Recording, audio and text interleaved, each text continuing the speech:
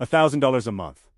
Not for the car, just the payment. And somewhere right now, someone is sitting in a dealership, doing the mental math, thinking, okay, that's a lot, but I make decent money. I can handle that. And they're wrong. Not because they can't make the payment. They probably can. They're wrong because making a payment and affording a car are two completely different things. And almost nobody explains the difference until it's too late. By the end of this video, I'm going to show you exactly what salary you actually need to carry a $1,000 car payment responsibly. Not just survive it, actually carry it without it, quietly wrecking everything else in your financial life. And the number is going to be higher than you think, significantly higher. Hit subscribe if you want to keep running the real math on decisions like this, because we do this every week. Here's the thing about a $1,000 car payment. It sounds like a simple number. It's not. It's the visible tip of a much larger financial commitment that most people never calculate before they sign. And the reason people don't calculate it is because the dealership doesn't want them to. They want you focused on one number, the monthly payment, because that number is the easiest one to make feel manageable. But manageable and affordable are not the same thing. And that distinction is what this entire video is about. Let me start with a misunderstanding that sets up every bad car decision I've ever seen. People ask themselves the wrong question. They sit across from a finance manager, they hear the monthly number, and they ask, can I make this payment? And if the answer is technically yes, they sign, but that question is almost useless. The question that actually matters is different. Can I afford this car without it dominating my financial life? Can I make this payment, cover every cost that comes with owning it, still save money, still handle emergencies, and still make progress toward every other financial goal I have? That's the real question, and most people never ask it. A $1,000 payment is often attached to a vehicle that costs between $50,000 and $75,000 or more. Vehicles in that price range don't come with cheap insurance. They don't come with cheap maintenance. They don't come with cheap registration in most states. And they don't care that your transmission deciding to fail the same month your furnace died was inconvenient. The costs keep arriving regardless of what else is happening in your life. So, before we ever talk about salary, we need to define what afford actually means, because the word gets used so loosely that it's almost lost its meaning entirely. A car is truly affordable when you can make the payment without stress, cover all associated ownership costs without borrowing, continue saving, and investing at whatever rate you've committed to, handle an unexpected expense without skipping a payment, and still have enough left at the end of the month that you're not counting days until your next deposit. That's the full definition. Not just technically surviving the deduction when it hits your account. There are a few financial frameworks people use to test car affordability. The most cited one is the X of April 20 rule: put 20% down, finance it over no more than 4 years, and keep total transportation costs under 10% of gross income. That last part is where a $1,000 payment immediately starts causing problems. Because 10% of gross income sounds simple until you calculate what gross income would need to be for that rule to hold. And we're going to do that math in a minute, and it's going to be uncomfortable. A looser version of the same logic says your total monthly transportation spend payment, insurance, gas, maintenance, should stay within 15 to 20% of your gross income at the absolute outer edge. Even that more generous version produces salary numbers most people aren't prepared for. So let's run the numbers.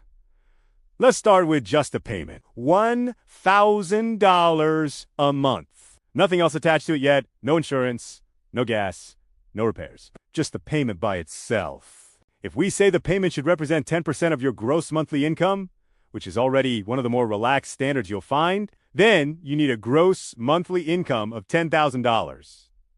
That's $120,000 a year just to have the payment land at 10% of gross. Now, some people will say 10% is too loose. Financial planners who work with households under stress often recommend keeping the payment closer to 8% or below. At 8%, a $1,000 payment requires a gross monthly income of $12,500. That's $150,000 a year for just the payment.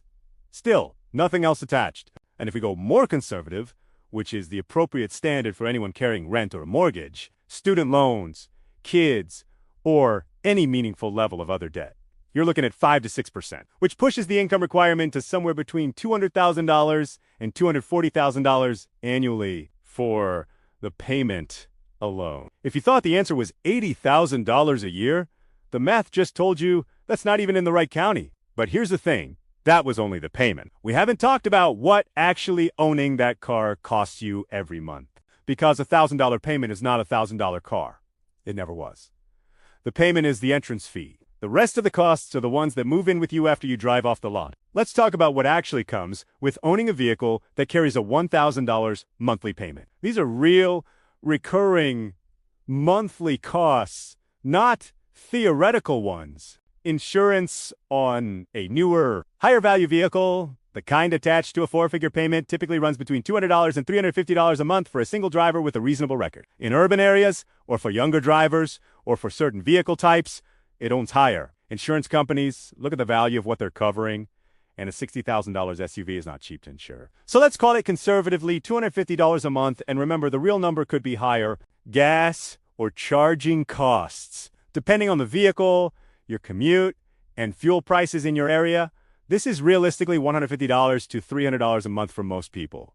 Trucks and large SUVs burn more. EVs have charging costs that vary by usage, rate, structure, and whether you're doing it at home or using fast charging networks. Let's call it $200 as a reasonable middle estimate. Maintenance and a repair fund. It's a new car, I won't need repairs. Thinking is one of the most expensive myths in personal finance. New cars still need oil changes. Tires still wear out. Brakes still get used. And the unexpected things, a sensor, a module, a rattling, something in the dash, happen on new cars too. Setting aside $75 to $150 a month, specifically for vehicle maintenance and future repairs, is not paranoid. It's what financially prepared people actually do. Let's call it $100. Registration, property taxes, tolls, and parking. Depending on your state and city, this could be $50 to $200 a month when averaged across the year. Some states tax vehicle value annually as personal property. In states like Virginia or North Carolina, that tax on a $60,000 vehicle is not small. Let's estimate $100 across these categories. Add it up, $250 for insurance, $200 for fuel, $100 for maintenance, $100 for fees and taxes. That's $650 on top of the $1,000 payment. Total monthly cost of this car, $1,650. At a minimum, and that's assuming nothing goes wrong, you don't need new tires this year, and your insurance doesn't get adjusted after a single incident. Some people in high-cost states with higher value vehicles will see this number run $1,700, $1,800. Even north of that, the payment that sounded like $1,000 is actually a $1,600 plus monthly financial commitment. Every month, for however many years the loan runs, the payment gets you into the car. The rest of the costs remind you that you own it. Now let's bring in the detail that most people completely ignore when they're deciding whether they can handle a big payment. And this is the one that actually lands the hardest. You don't get paid in gross income. You don't spend gross income. You don't build your monthly budget with gross income. You live on take-home pay. And the gap between the two is significant in a way that most car buyers never truly account for. Take someone earning $120,000 a year. That sounds solid. That's $10,000 a month gross. And if someone is using 10% as their payment benchmark, $1,000 lands right on the line. But what does that person actually take home? After federal income tax, state income tax depending on where they live, Social Security, Medicare, health insurance premiums through an employer plan, and any retirement contributions. $120,000 gross turns into somewhere between $6,500 and $7,500 a month in actual deposited income. The exact number depends on state, filing status, benefits, and contribution choices. But that range is real. Let's use $7,000 as a midpoint. So a $1,650 actual monthly car cost against $7,000 in real spendable money. That is nearly 24% of everything that hits your bank account every month going to one vehicle. Now run the rest of the math alongside that. Rent or a mortgage, groceries, health costs beyond what insurance covers, utilities, phone, internet, clothing,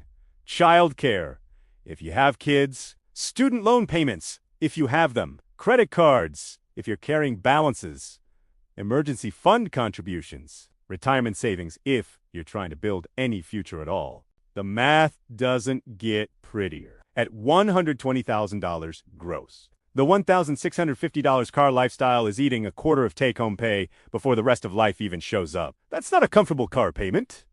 That's a car that dominates your financial life. You don't drive your gross income to work.